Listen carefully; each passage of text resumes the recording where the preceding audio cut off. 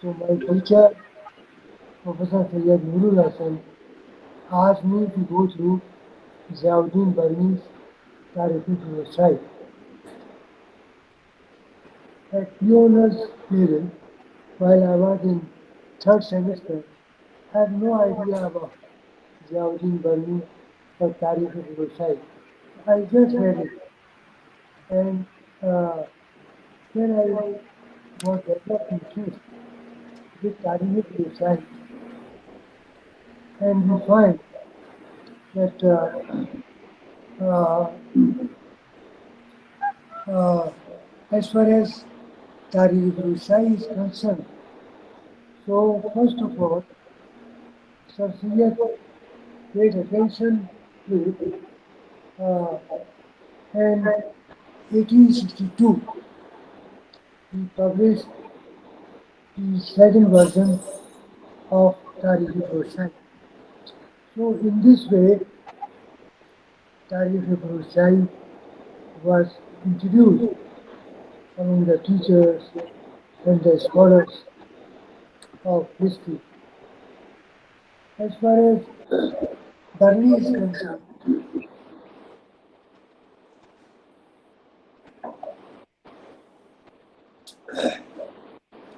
so his family migrated from Central Asia, and from some Central Asia they came to Bern, a town which is now known as Bulandshahr in UP state.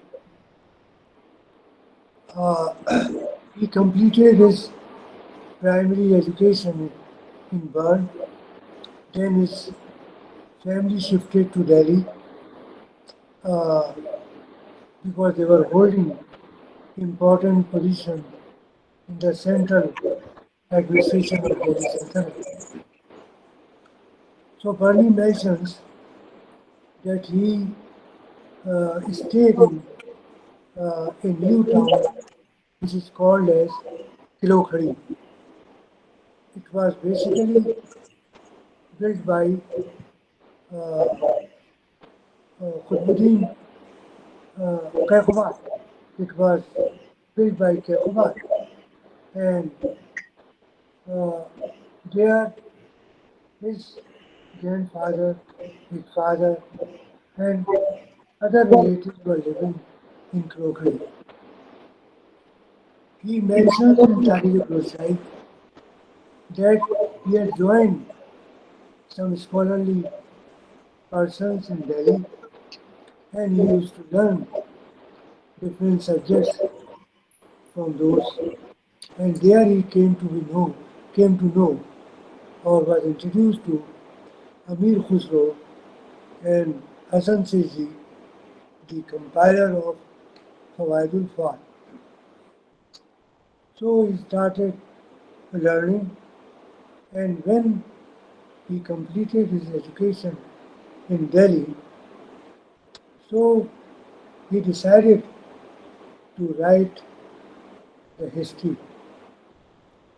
But the question before him was that from where he should start his history, uh, because it was a tradition among the ulama that they used to start from Adam, and some ulama used to start writing history from Prophet Muhammad. But one of his contemporary, Minhajul Siraj, who were also holding the position of Qadi. So he wrote Tabqat al-Asri. So he thought that if he starts from where Minhajul Siraj has started, so it will be a sheer wastage of time and repetition. What he had written, he will repeat it, or there is a possibility that there might be some disagreement with Minhaj. And the other problem which was pointed out by Ziyauddin Barni was that if he disagrees with Minhaj, so that will be very troublesome for him, because Minhaj was holding a very important position and was a very influential figure during 14th century, 13th century. And not only this is the case with Minhaj, that Barani uh, didn't want or doesn't have courage to disagree with Minhaj. Even uh, scholars think that they should also not disagree with the established historians, because that will create a problem for him. So not only during 13th or 14th century this problem was there, this problem exists even today. There is no tolerance even today. If you disagree with any thesis propounded by eminent historian in ancient Indian history, medieval Indian history, or modern Indian history, so the cost of it you will have to pay in a democratic setup. Now you could just imagine Barani's fear of disagreement with Minhaj. So he thought that Minhaj completed his Tarikh up to Nasiruddin Mahmud. So he started his book from uh, Nasiruddin Balban. It was not covered by Minhaj. But as far as Balban's period is concerned, so he was not contemporary of Nasiruddin Balban. So he consulted ulama and umara, his own grandfather also, maternal and paternal, because they were serving, but they have served Balban also. But to his utter surprise, they were not having any knowledge. The type of questions Barani asked to these ulama and the umara and others. So he wrote it in his Tarikh that what type of people they are. They have no knowledge of history at all. And they are ignorant. And there he quotes a reference from Quran where he says, God says in Quran, فَأَتْبِرُوا يَا أُولِي الْأَبْصَارِ, that you learn lessons from the days of those who have completed that period or their experience. So, what type of Muslims are they? They are not following Quran, that they should learn history. So, if we go by this ayah of the Quran, it means that history becomes a compulsory subject for the Muslims. It is not optional for Muslims. It is as far as other fundamentals of Islam are concerned, same directions are also there in Quran, like namaz, roza, and other fundamentals of Islam. Same thing is asked in Quran, that you should learn history of the early days. It means it is the duty of each and every Muslim to know history. But when he says that what type of Muslim they are ignorant about the history, even the period of 50 years back. They have no knowledge of Balban's period. So he gathered information from some persons, whatever he got. So he built up his period but he was contemporary to Kaykubat. And he has given a very interesting uh, information about Kaykubat.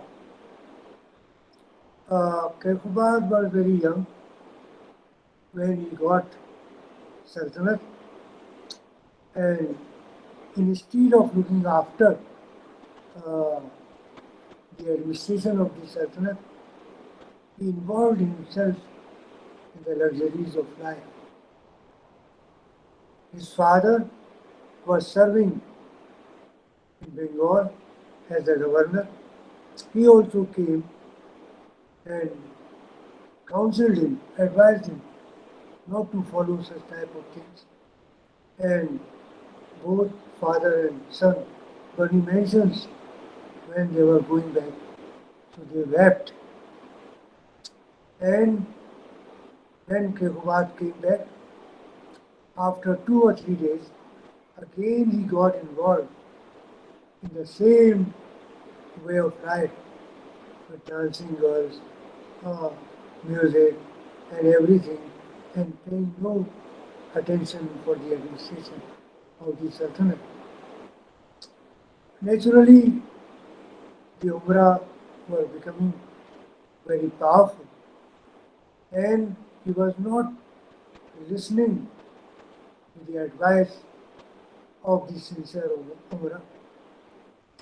So Jalaluddin Khilji got an opportunity and he came to Delhi, and in the Mahal Palace in the Clokery, which is now near the Barani Bagh area in New Delhi 25, there was his Mahal.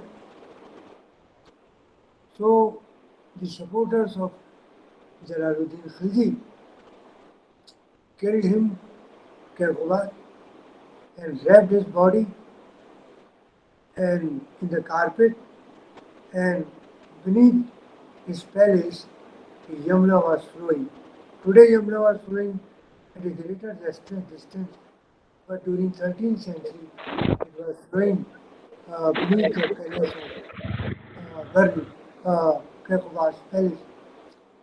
So wrapped the body of Kaykubat in the carpet and thrown in the river Yamuna. Mirza Ghalib, a 19th century poet, had said, मरे हम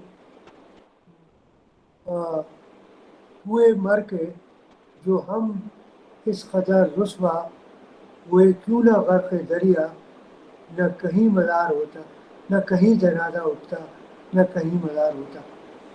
So Ghalib is saying that after our death, uh, people have taken our body and was buried. So people were saying that he was a bad person. So same thing happened with Kaykubat, that we don't have any grave of Kaykubat in Delhi. Balban's grave is there, Azizuddin's grave is there, Nasiruddin Mahmud's grave is there, Alauddin's grave is there.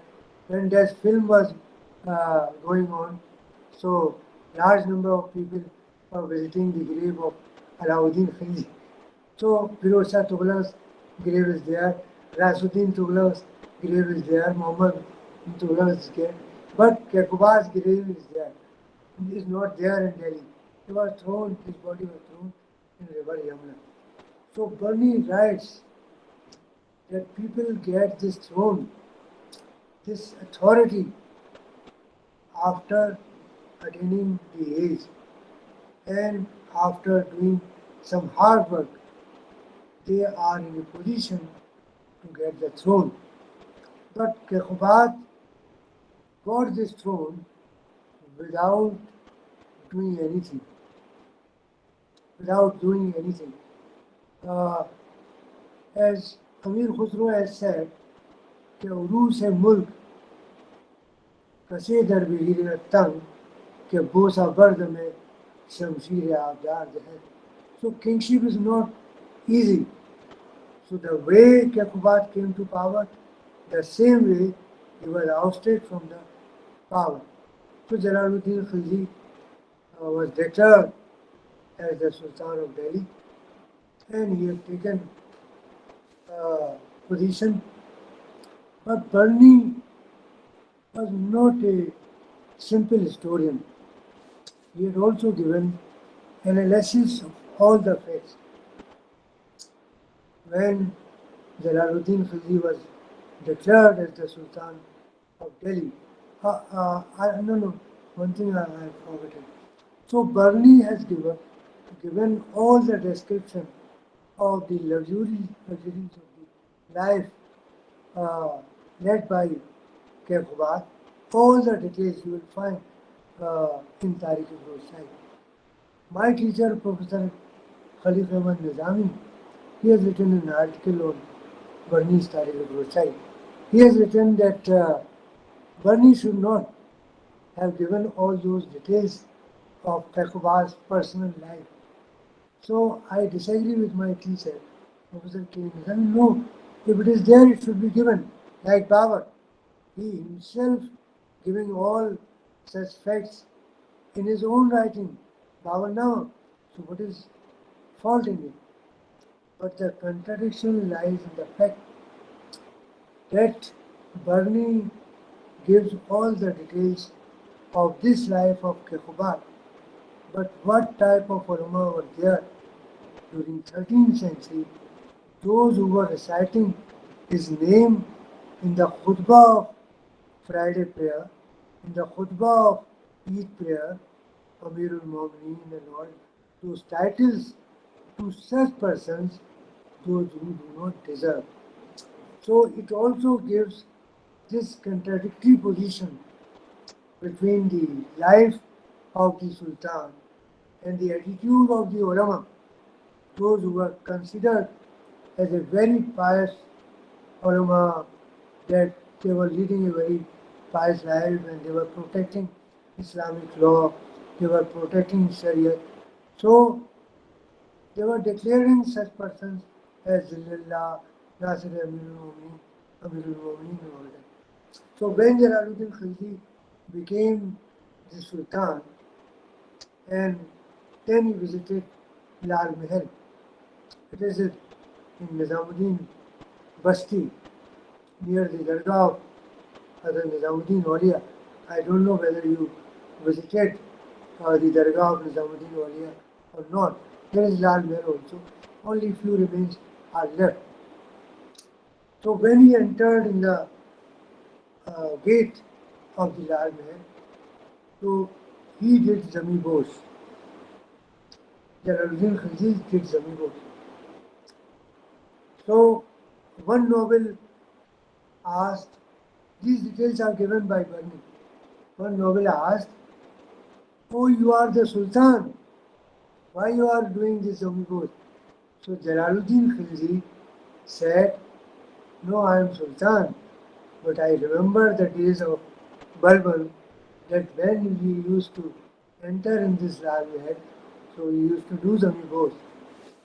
There Barani says that there Umrah realized the weakness in the personality of Jalaluddin Khilji. And Barani says that keeping this power is very difficult. It's very, very difficult. So he reigned from 1290 to 96. He followed some policies. Barani had discussed all those policies which were formulated by Jalaluddin Khilji.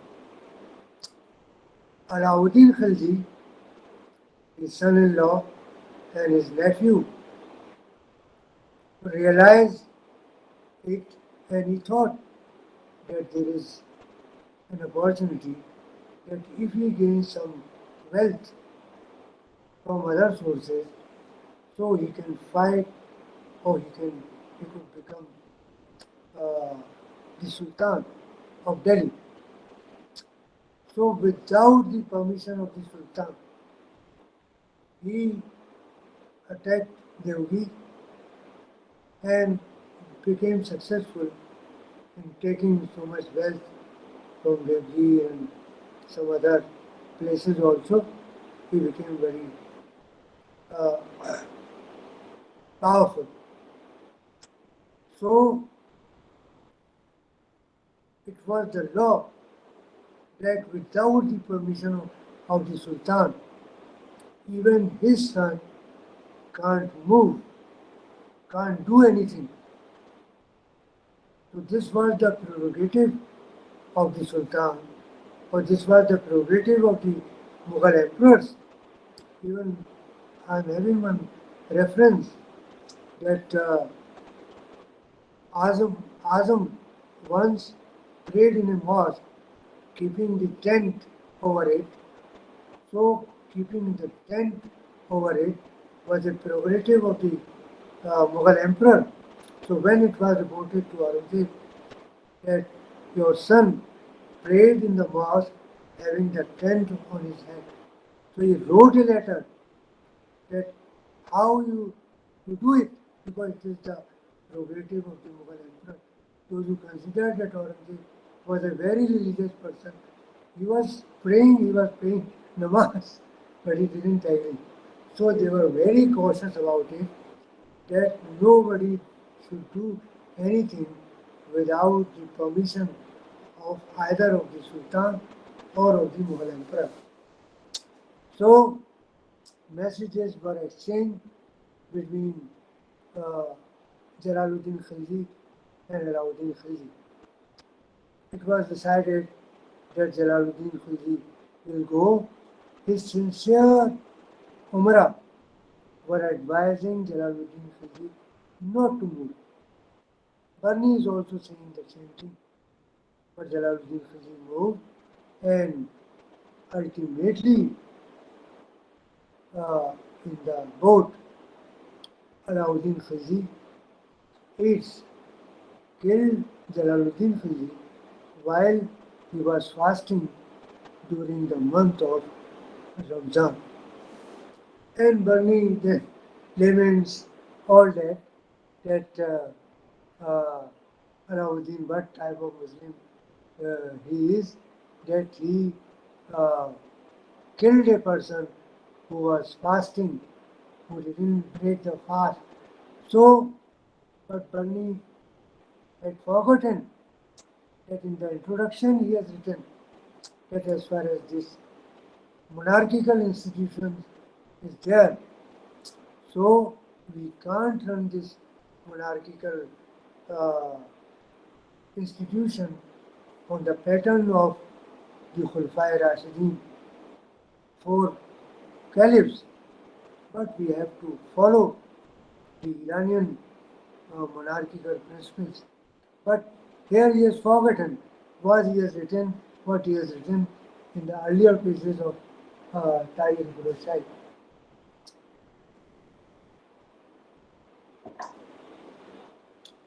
So he laments and everything.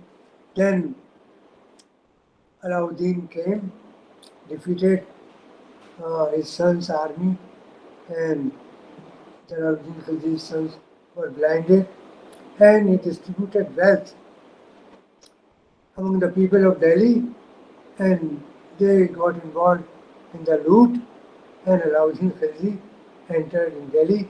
Everybody has forgotten who was killed, who killed, nobody cared. And the coming Friday, uh, the Imam of the Quwwatul Islam Mosque uh, of Delhi in Mehrauli, I don't know whether you visited that mosque or not, recited the name of Alauddin Khilji. So basically, this is all came of the power. So those who think that in their life Islam was there, Islam was not there. They may be Muslims, they may be the followers of Islam, but as far as Islamic spirit is concerned, we do not find any Islamic history. They followed the monarchical principle that monarchy or kingship knows no kingship at all. Barani has also forgotten when he starts writing the chapter on Alauddin Khilji, uh, and he welcomed and he praises Alauddin Khilji to a very great extent because of his two policies, agrarian reforms and market reforms.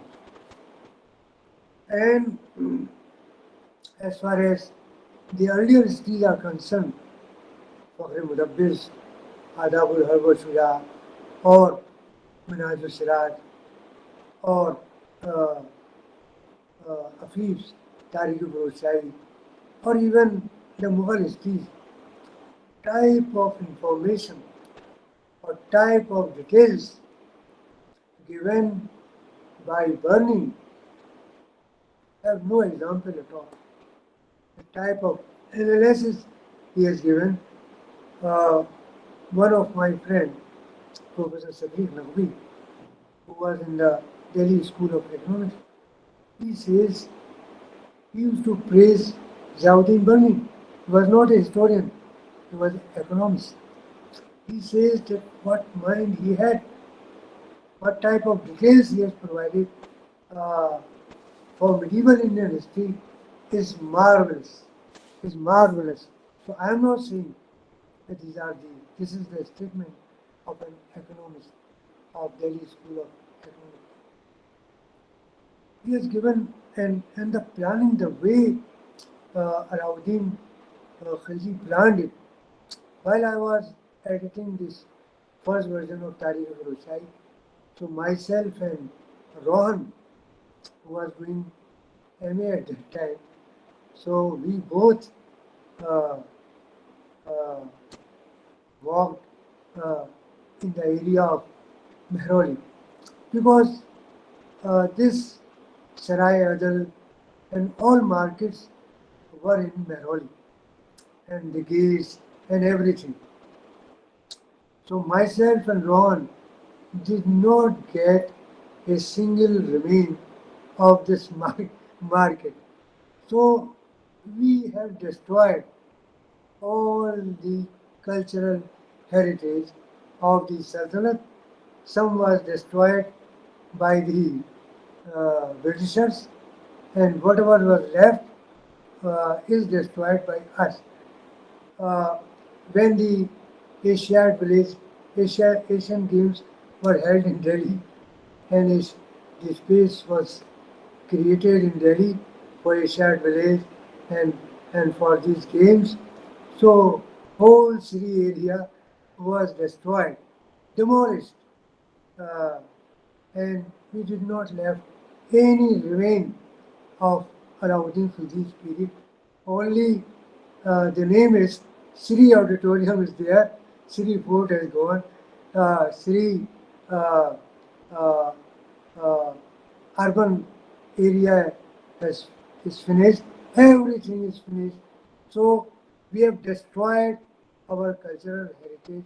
So if we want to map Alauddin Khilji's market, we don't have place. We are having Indus Valley remains, but we don't have the remains of Alauddin Khilji's market. Uh, so this is uh, the problem with our history.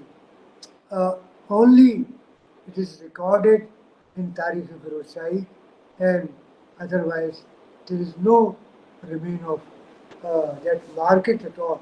We destroyed everything. So he has given all such details of Alauddin Khilji's market control, and people totally forget. But here I would like to mention one thing, that Barani gives another fact to us.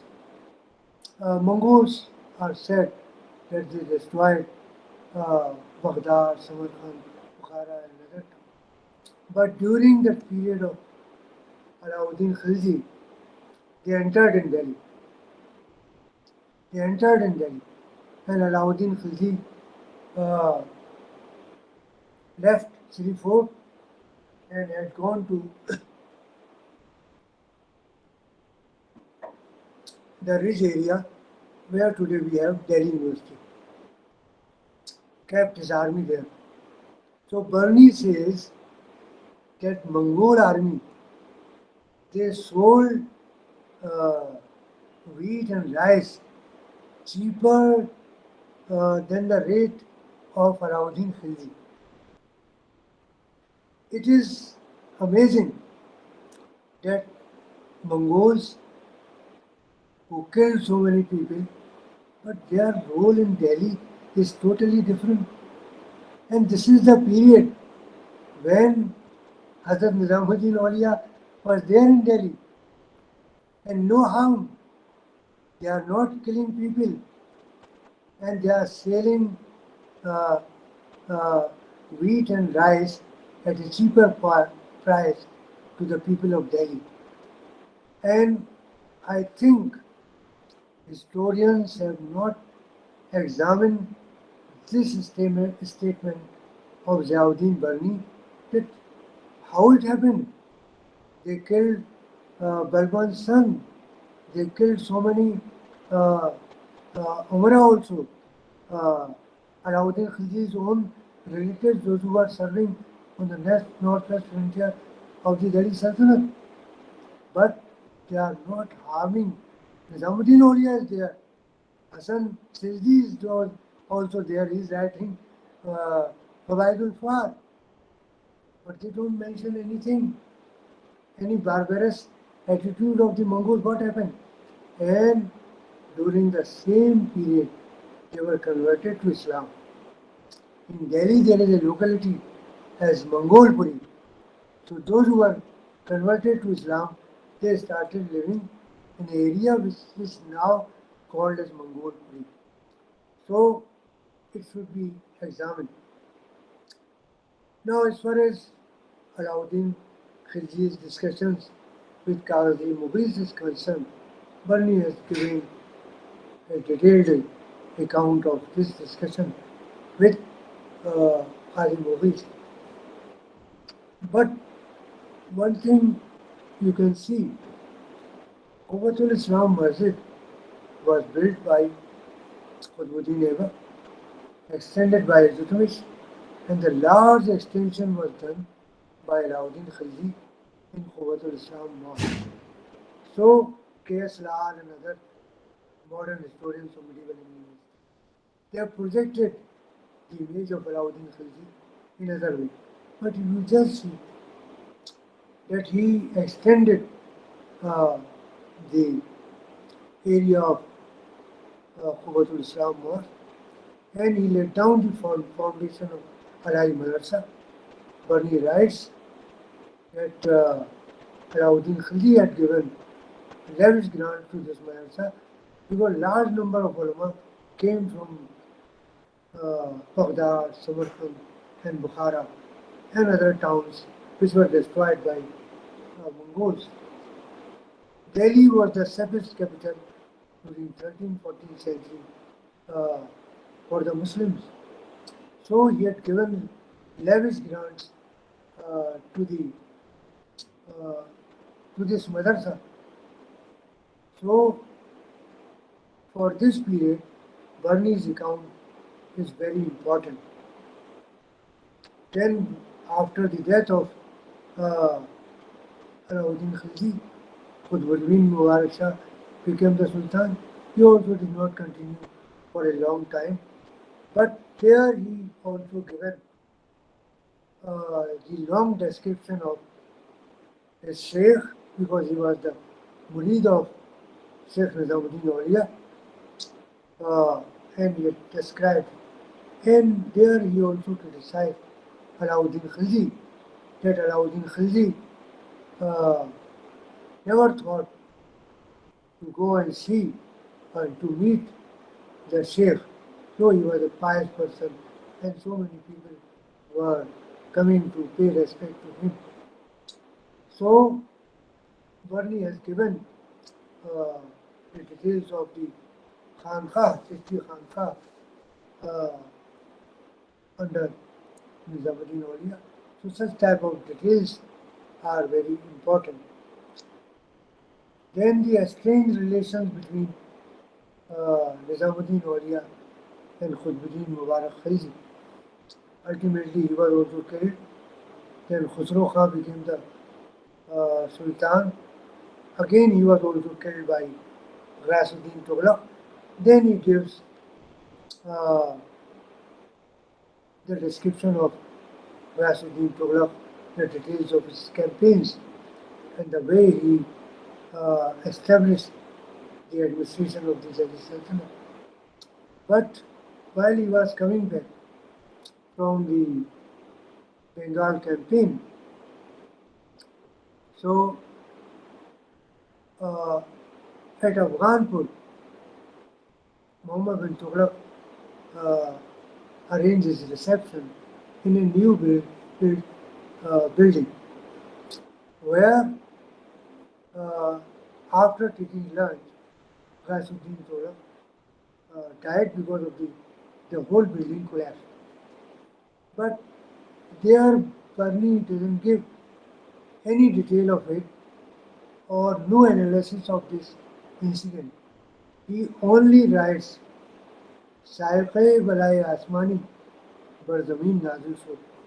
Something has fallen from the heaven on the earth and Ghiyasuddin Tughlaq died.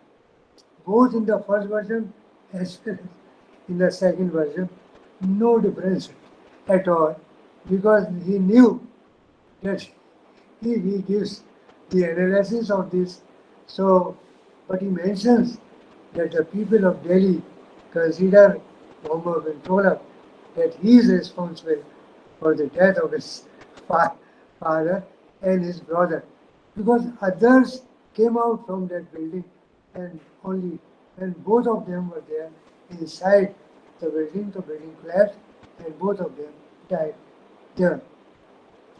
Then Muhammad bin Tughlaq became the Sultan and he appointed him as his secretary because he was a scholarly person.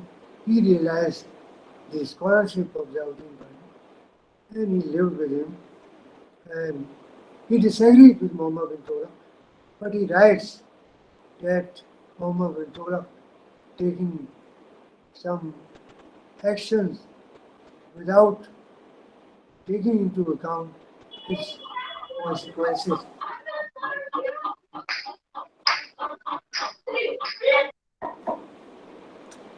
So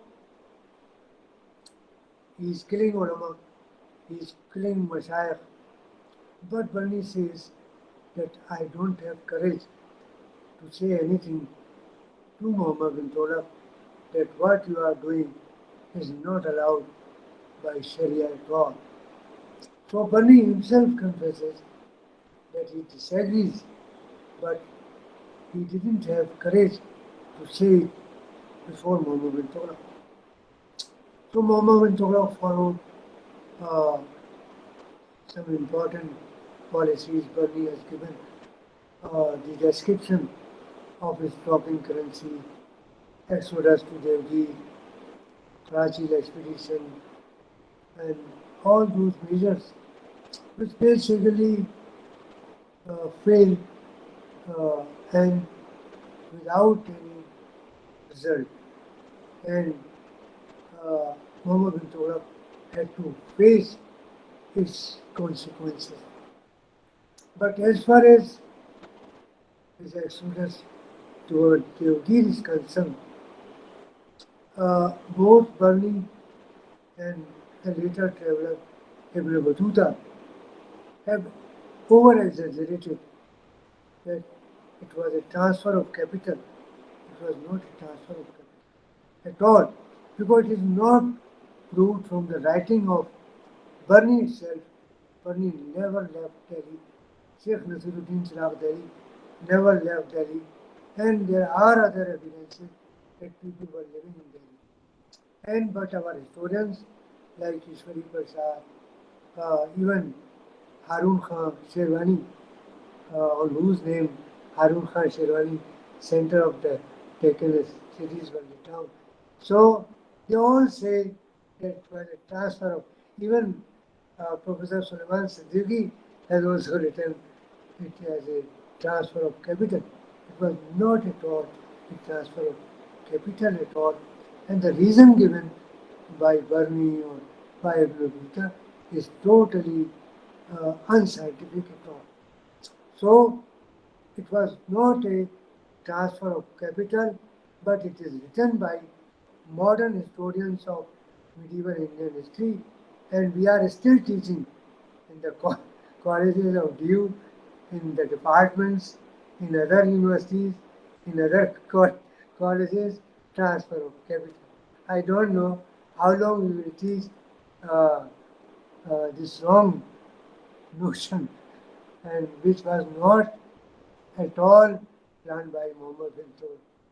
So, but Muhammad bin Tughlaq died, and that was the end of Barani's life, because uh, Barani was surrounded by so many enemies, because the ulama were killed, mashayikh were killed, and ulama and mashayikh were asked to go to the Dawlatabad.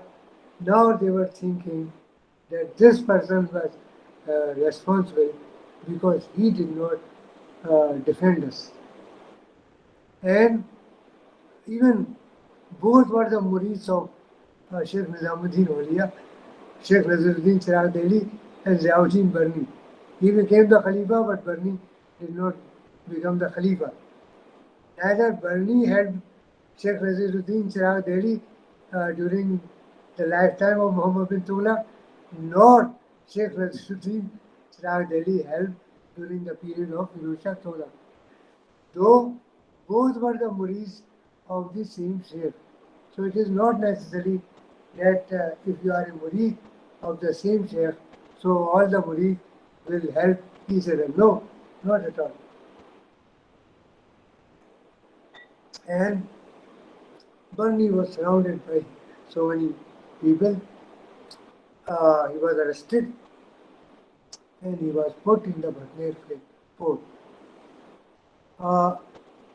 Now, this description Barani doesn't give in Tarikh Roshai. Barani gives this description in his last work, Nat Muhammadi. And Nat Muhammadi's only manuscript is available in Rampur Raza Library. There he has given the whole description that when it was evening, so I used to think I will not see morning. And when it was morning, then I used to think that now I am not going to see evening again. But he survived and he was freed from the jail. Then he completed Tarikh Roshai. Now, as far as Tarikh Roshai is concerned, so though Sarsiya does not written a detailed introduction, because Sarsiya was not a historian, but he edited from 4 manuscripts, and now that edited text is available, published in 1862 from Royal Historical Society of Bengal. He has written a preface of 2.5 pages. He himself writes that I want to write the biography of Barani, but I didn't get the material to write the biography of Barani. So it was published, but some scholars utilized that.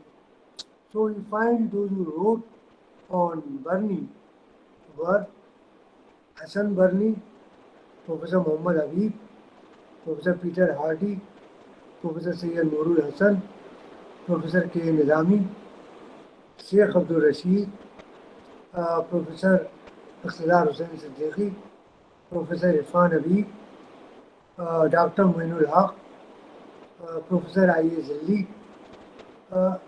They have written on Barani, Barani's Tarikh Roshai, Barani's Fatawai Dahadari. But nobody has written on Nati Muhammadi. My teacher, Professor Noor Hasan, has written an article on Nati Muhammadi in 3 or 4 pages. He just introduced that manuscript, and that manuscript was waiting the attention of historians, medievalist historians, but Ghalib has said that कौन जीता है तेरी उम्र के sir होने तक, that who remains alive when you became young. So these eminent historians were waiting, waiting, and nobody paid any attention. All these figures whom I named, they didn't bother to go to Rampur, take the copy of Nati Muhammadi and publish it. When I was serving in Rampur as a library, so I published uh, Nati Muhammadi so that it should go to the scholars, historians, they should read it and they should interpret it. So all these details are given by Barani, the trauma he faced uh, after the death of. So he wrote two versions of Tariq al-Hussain, one in 1355, another in 1357. He revised Tariq al-Hussain within a period of 2 years.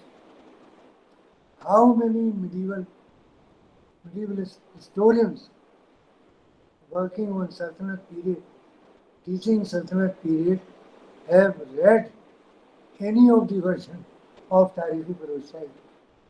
Now, both the versions are available in print, and Professor Azizuddin has also translated it.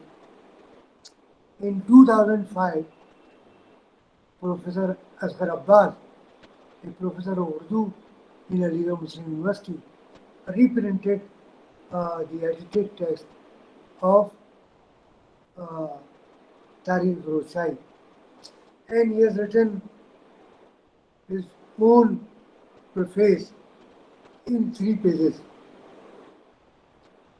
Aligarh Muslim University is having Center of Advanced Study in History, Persian department, but in his 3 page preface, there are 10 mistakes. 10 mistakes.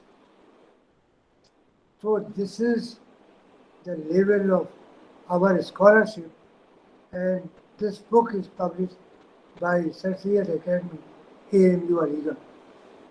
So we could have given it to any professor of history, just go through it so that he could have corrected it. So this is available with mistakes. Now, as far as there is also a debate whether he wrote Tariq al-Hussain first or Fatawai Jahadari, and there is a debate among the eminent historians. But my opinion is that he wrote Fatawai Jahadari during the reign of Muhammad bin Tughlaq, because it was relevant during the period of Muhammad bin Tughlaq, because he was making those experiments during his reign. As far as Tariq al-Hussain, the historians who have expressed their opinion that he wrote Tariq al-Hussain at the fag end of his life. No, if you read, as my teacher, Professor Hussain Siddiqui says, that Barani's Muqaddamah, introduction of Tariq al-Hussain, is excellent. Even Abul Fazl has not written Muqaddamah of his Tariq in such a way.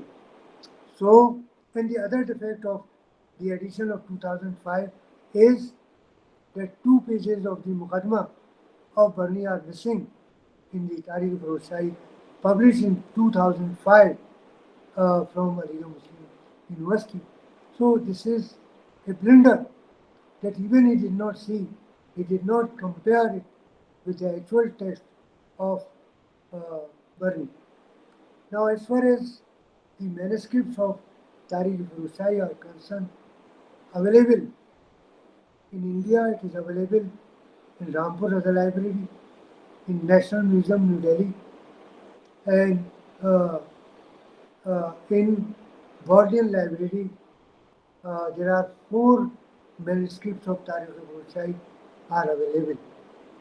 Uh, there were three were available, but Simon Digby has also given his manuscript, donated his manuscript to Bodleian Library. It was Simon Digby who pointed out that there are 2 versions of Tariq-e-Hussain uh, available in different libraries. 71, the 71 is a year when the historians I have listed all were alive. All, all of them. I think Mr. Ikram will agree me that all were alive, but nobody uh, uh, paid any attention for uh, publishing the first version of Tariq-e-Hussain. So while I was working in the library, I decided that I will work once my term is over. So I worked on it and compared it with 4 manuscripts of first version of Tariq-e-Hussain available in Bodleian Library. Now, one text was also edited by Professor Sheikh Abdul Rashid from uh, the research center of the Department of History while he was the chairman of Department of History. So you will find, if you see, he completed only up to Alauddin Khilji, but he compared the base of his manuscript with 4 manuscripts, and he has given Abjad, Alif, Be, Jim, Dal. He has not written, Professor Sheikh Abdul Rashid has not written any introduction to the edited text of Tariq-e-Hussain. He doesn't mention that these manuscripts are available where? Are available where? Manuscript Alif, manuscript Be, manuscript Dal, Jim, Dal are available where? Professor Muhammad Habib has written an article on Malfuzat of the Sufis. He questions their authenticity. His immediate colleague, see the work of his immediate colleague, Professor Sheikh Abdul Rashid. Go to Aligarh and see this published text, edited by Sheikh Abdul Rashid. So just compare the Malfuz literature and the edited text of Tariq-e-Hussain by Professor Sheikh Abdul Rashid, former chairman Department of History, ANU Aligarh. So anybody could commit a mistake. Even a Sufi could also commit a mistake. Even a professor of history and holding the authority of the chairman of a department could also commit. So let us examine it with a sympathetic attitude, uh, and we should try to solve it. So what was committed by Sheikh Abdul Rashid, I corrected when I edited the first version, and I have given the list on one page that I have also compared 4 manuscripts, Alif, Be, Jim, Jar, that this manuscript belongs to Rampur Library, this belongs to this Bodleian Library, Oxford. So, in this way, I think, but I think I have also pointed out in my introduction that when I examined all the manuscripts of Tariq-e-Hussain available in Bodleian Library, so I found even variations in the first version of the Tariq-e-Hussain. So it is needed even today that Barani should be read. And I am happy that one of my friend, Dr. Mamta Nadda, she is doing PDF from ICHR and she is writing a monograph on psychohistory of Ziyauddin Barani. I think her monograph will shed a new light on the writings of Ziyauddin Barani. So the uh, journey of Barani has not completed by my writing. The journey of Barani will continue with, with young people, those who will come and study Barani. But keep one thing in mind that Barani is a very harsh master. He will not allow you to disagree with you, so you have to read Persian. You can't go to the translation because in translation you can't understand the spirit of the text. You will have to read because one, for example, uh, Saikha, Saikha Balai Asmani, thunderbolt from the heaven is a different. Saikha Balai Asmani is something else. So the spirit is different. So ranking who translated Barani's Muntakhab al-Tawarikh, he translated the prose. He said the translation of poetry is not possible for me because translation of poetry is a very, very difficult task. So Barani's uh, prose text is basically poetic. So you will have to read, understand Persian, and then you can read. But I again thank Dr. Danish, Mr. my friend, Mr. Ikram, and you all friends that you listen what I have studied during this period. Thank you so much. Thank you very much. Thank you very much, Professor Azizuddin Hussain, sir. And now we will invite questions. Please raise your hands if you have questions.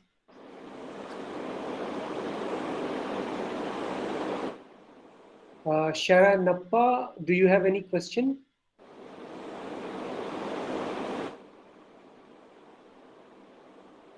Okay. In fact, I was thinking of Nobody is asking.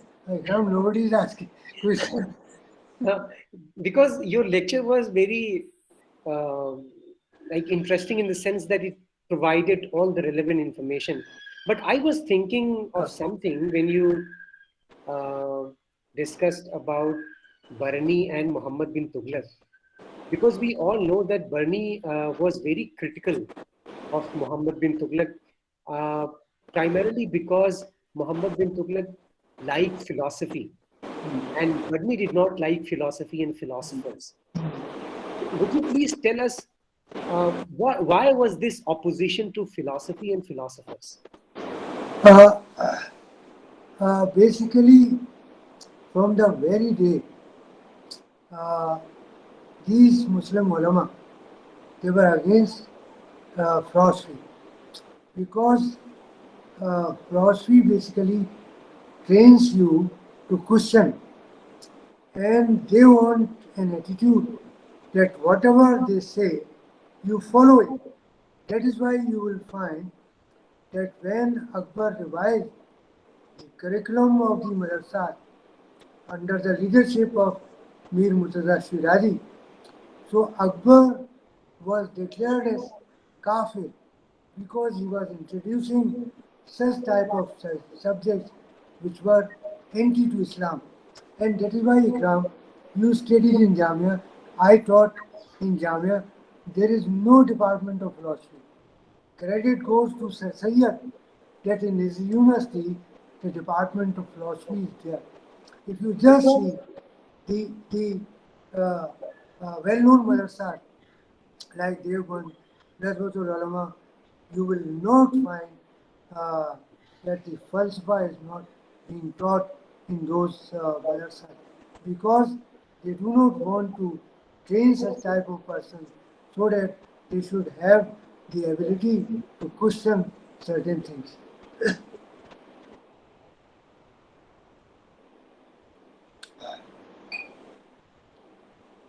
Okay, let's. Okay, yeah, we have a question from Mehboob Pasha. Yes. Yes. Yes, Mehboob Pasha. You unmute yourself, please. Ah, Good evening, sir. Thank good you very evening. much for an insightful and analytical lecture. I was just thinking of one thing that you had mentioned that some of the Delhi sultans were putting Islam to misuse. In one sense that they were misusing religious identity. So how did the contemporaries view this misuse of Islam? And were Pardon? Will you please repeat it? yeah. Pasha? How did the contemporaries of these Delhi sultans view the misuse of religion by these sultans, and were there any objections to this, either by the No, Pasha, as far as this aspect of the sultans of Delhi or the Mughal emperor is concerned, so opposition was there from the side of the Mashayikh because they were having their own philosophy from the 661 AD that this Mulukiyat is basically monarchical institution, hereditary monarchy is totally un-Islamic. Because after the death of Prophet Muhammad, Caliphate came into existence, but after the assassination of Ali, it was converted into Mulukiyat. And this Sufi movement basically taken the form of movement to oppose this hereditary Mulukiyat.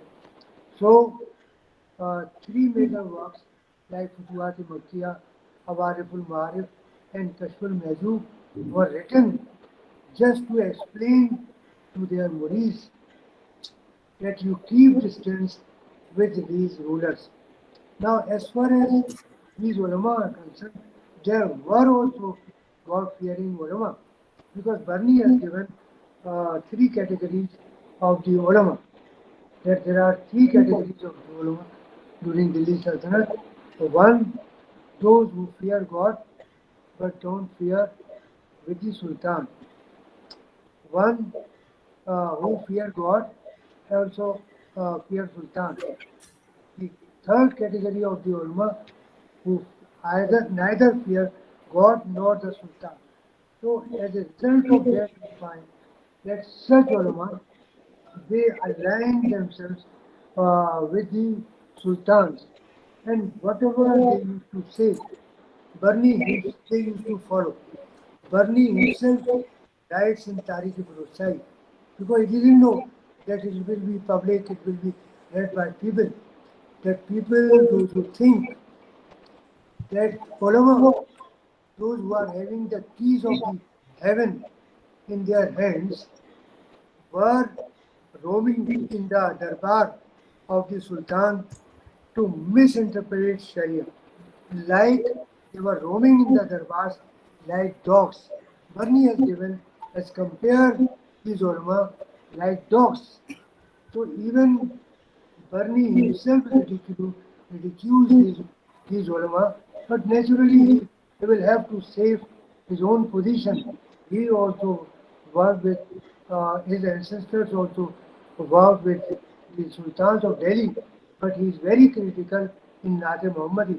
In Tariq-e Chai and Fatawai Zahadari, he justifies this mulukiyat, this kingship, this sultanate. But in Nazim Muhammadi, he says that no, this is all barbarous, this is all un-Islamic. But we have not read Nazim Muhammadi, that is why we are all depending whatever he has expressed. And naturally, as I said, that Kekobad and this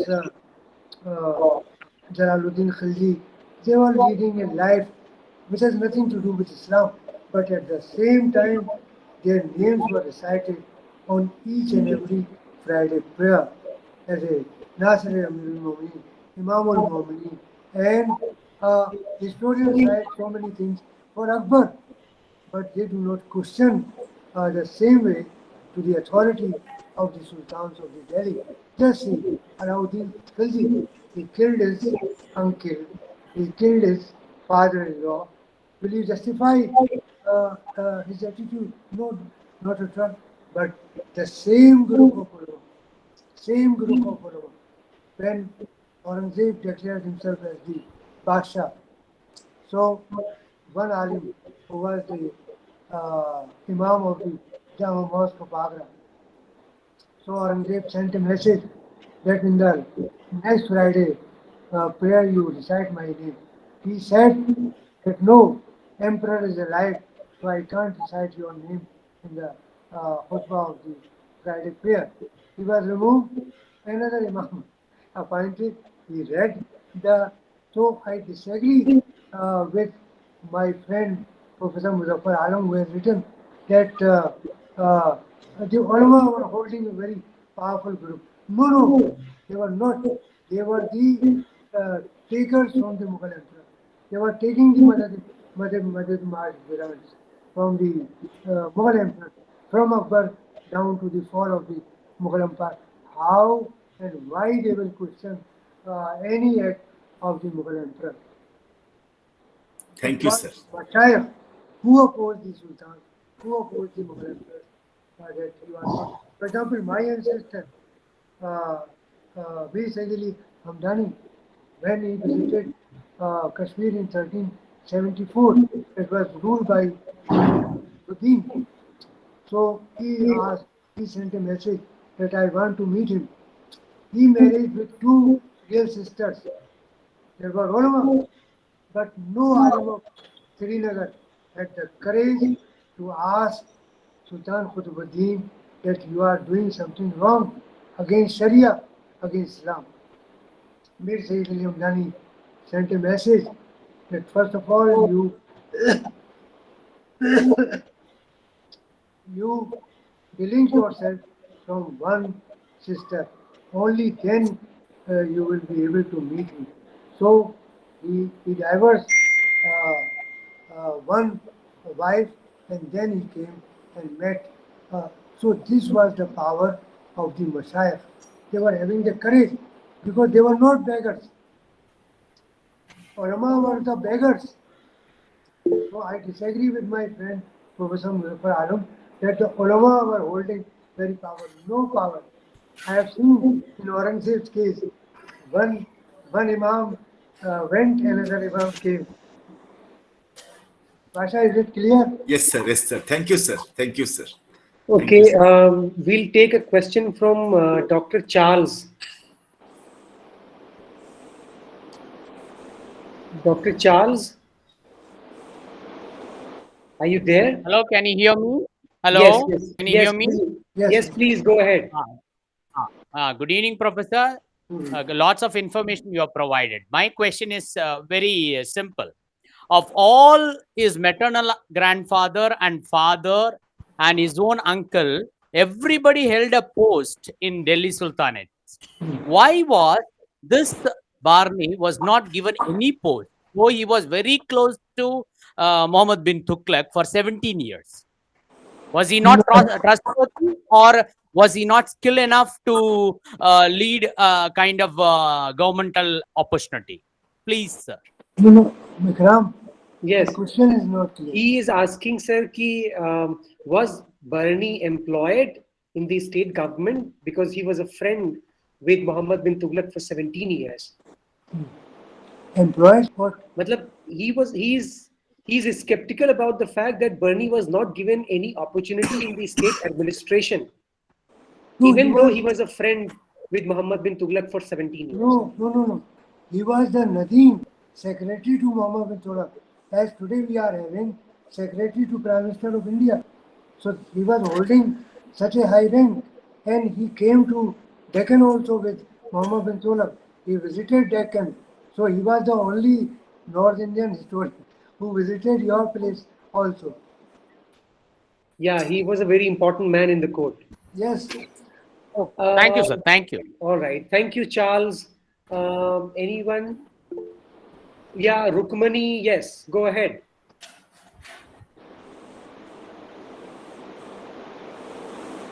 Rukmani, can you hear me? Sir. Yes, yes. Go ahead. Jalaluddin was killed. Why, sir? Sir, please. Can you hear me? He's asking why Jalaluddin Sir was killed. told Jalaluddin was killed. So why he was killed?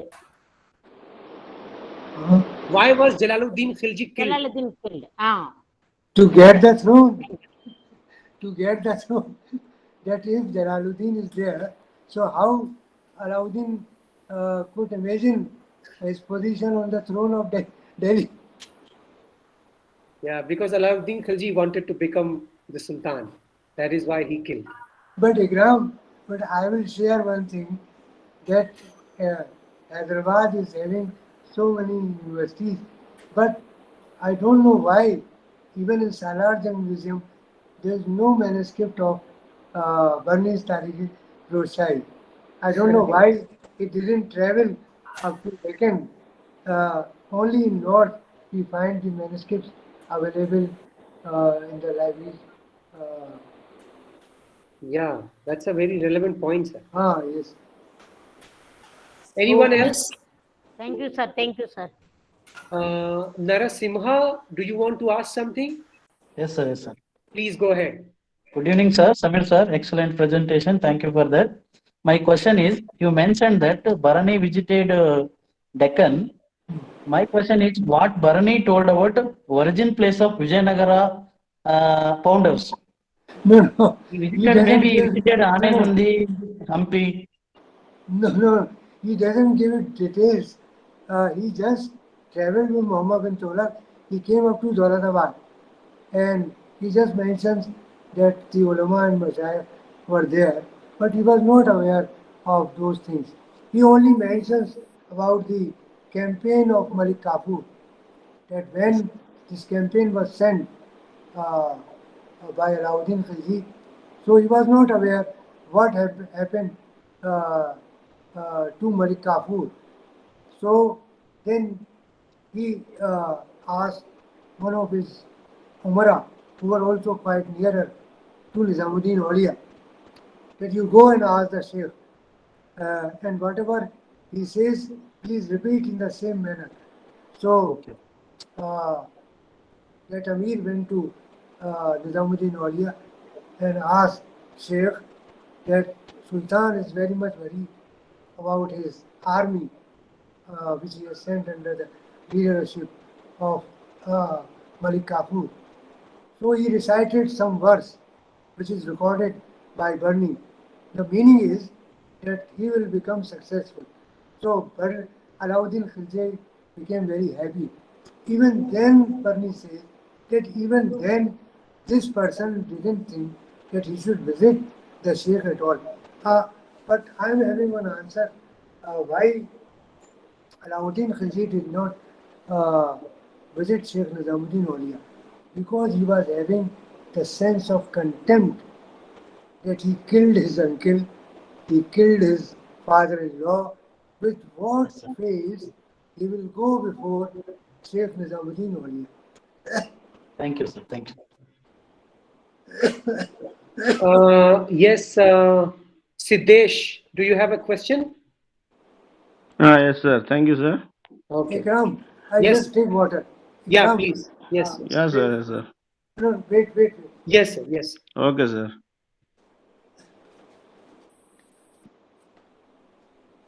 Acha, meanwhile, I would just request all the members to join their respective groups, the groups that have been formed for the group discussions.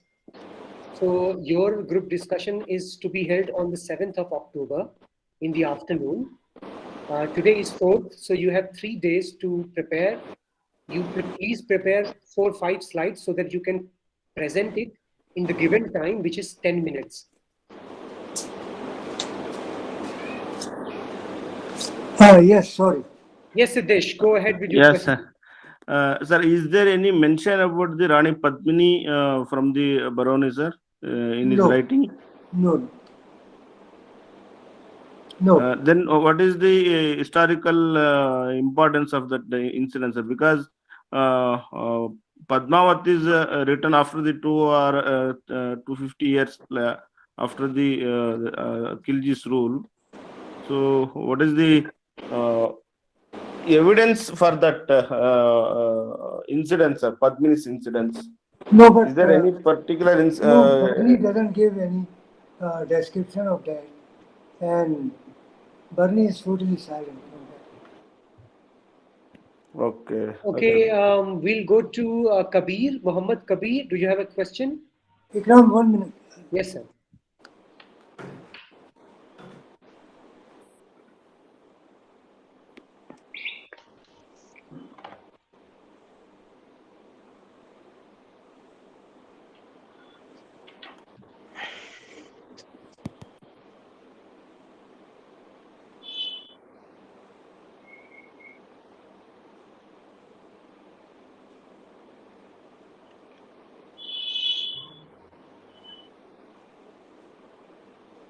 I can see that not many people are participating in the discussion. Only 7 or 8 people who regularly ask questions. I would encourage others also to participate in the interaction.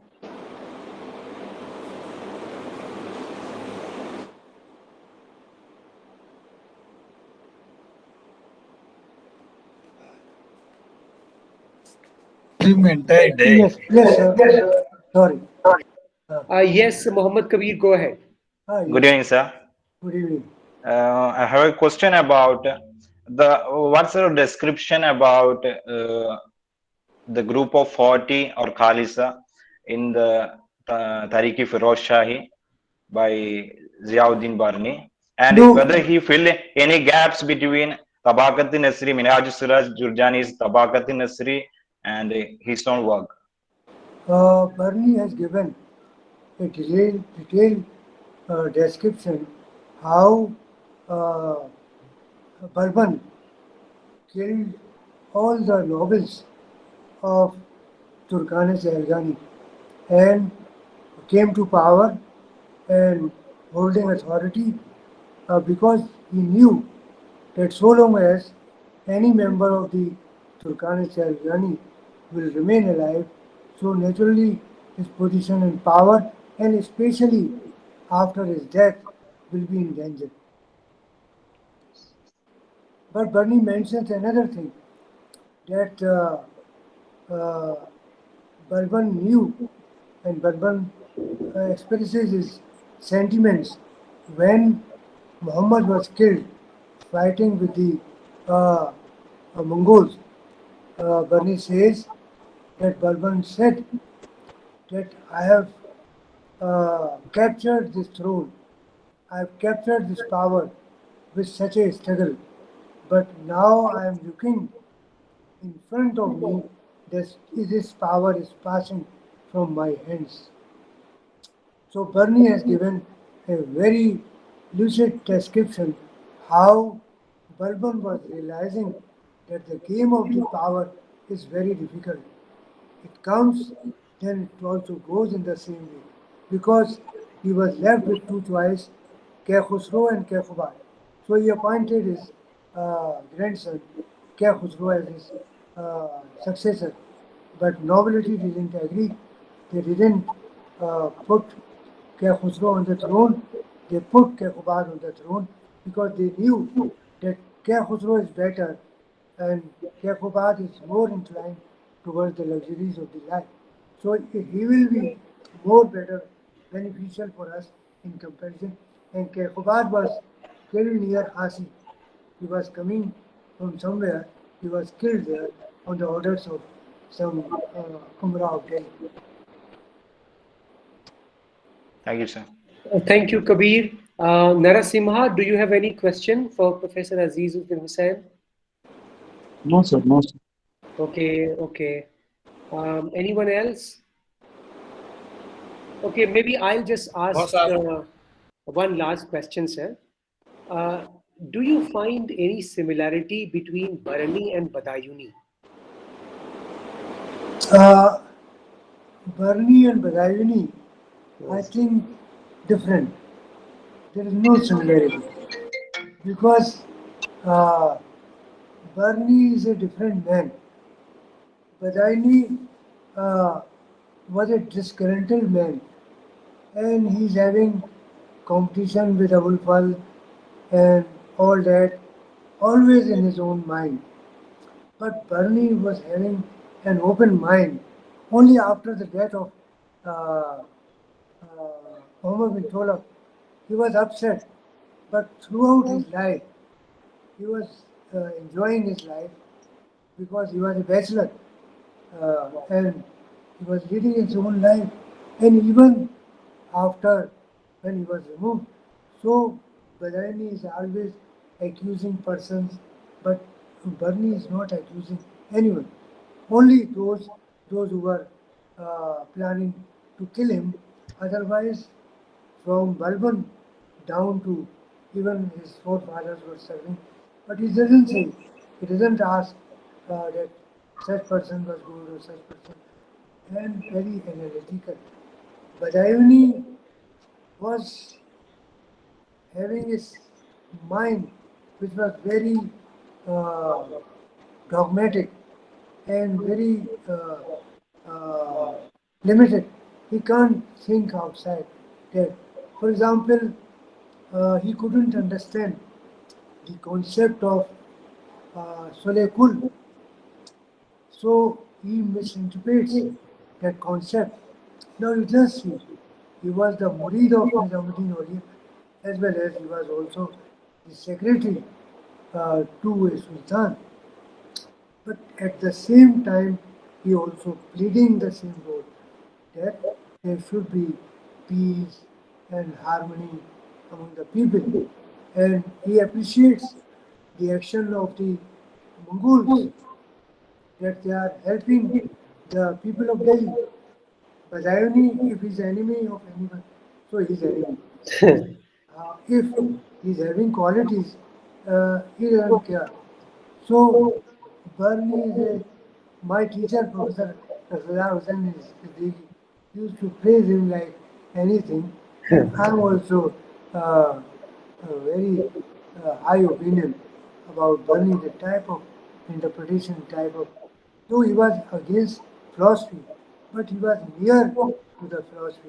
The way he questions evidence, the way he. But there were naturally certain problems as we are facing today that we can't say. The same way, Barney was also having such reservations. Otherwise, he would have written more about the sultans of Delhi. And I don't know whether he wanted to make it public or not. But now this book is available to all scholars. It is published. Okay, if you allow me, sir, then we'll take one last question from Mosmi Datta.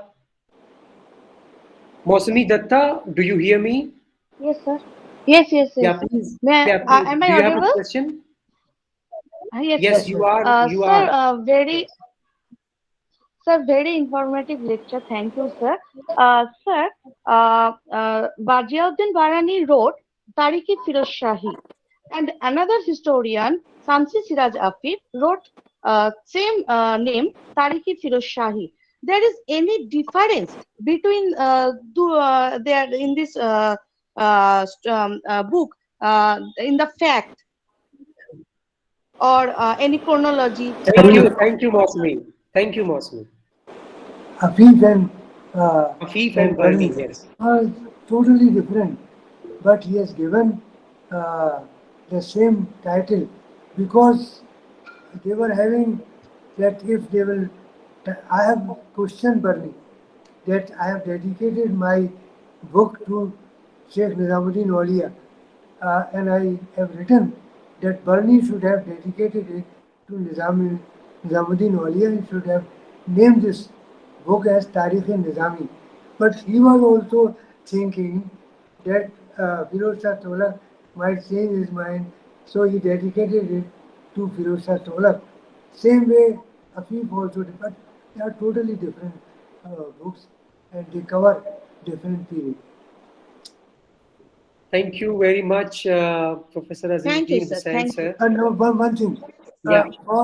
for informative lecture, credit goes to Barani because he has given so much information. That is why I could translate it before you. So basically, you should thank Barani, not to me. But you made Bernie alive today in front of us. But thank you very much for this very informative and, Thank you, sir. as Basha sir said, analytical and very insightful lecture on Ziyauddin Berni and his Tariq-e-Firoz Shahi and his view of history and the Delhi Sultanate. Thank you very much for Thank you. agreeing to our invitation, accepting our invitation and agreeing to be Thank you. speaking to us. Thank you. But now, in Yes. the online webinar, there is no tea. Yes. In webinar, there is no tea, unfortunately. But Thank you so much. we will offer you tea and high tea once you visit our department in Hyderabad. Okay, thank you. Thank you very much, Professor Azizuddin Hussain, sir, for joining us this afternoon. Thank you very much.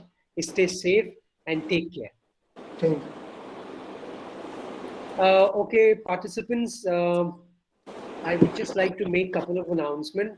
Not announcement per se, but I would like to remind you, as I said in the beginning, that we are going to have our group discussion session on 7th of October in the afternoon, 2 consecutive sessions back to back. So I would request you all to get in touch with other members of the group so that you could